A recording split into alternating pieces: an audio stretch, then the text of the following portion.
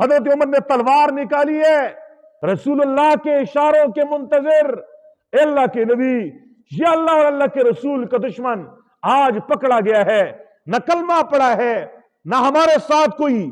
عہد و پیمان کیا ہے، نہ ہمارے ساتھ کوئی صلح کی ہے، اور یہ آج پکڑا گیا ہے، مجھے اجازت دو میں اس کی گردن مار دوں۔ رسول اللہ کے اشارے کے منتظر تلوار نیام سے نکالی ہوئی ہے، تلوار سونتی ہوئی ہے کہ ادھر سے حضور کا اشارہ ہو، ادھر سے ابو سفیان کا سر تن سے جدا کر دوں۔ بار بار یہ جملہ کہہ رہے ہیں۔ حضرت عباس کہنے لگے اللہ کے رسول، میں نے ابو سفیان کو پناہ دے دی ہے، یہ میری پناہ میں ہے، یہ میرے امن میں ہے، اسے کوئی ہاتھ نہیں لگا سکتا۔ حضرت عمر بار بار اصرار کر رہے ہیں،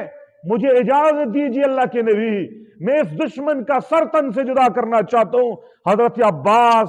غصے میں آ گئے، کہنے لگے عمر، اگر آپ کے قبیلے، آپ کے خاندان قبیلہ بنو عدی سے یہ ہوتا تو اتنا زیادہ زور نہ دیتا، اتنا زیادہ اصرار نہ کرتا، لیکن یہ تیرے خاندان کا نہیں ہے نا،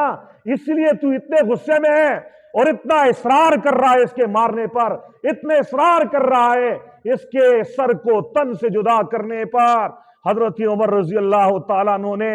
حضرت عباس سے بڑے مؤدبانہ لہجے میں، بڑی ہی محبت والے انداز میں کہا، او عباس،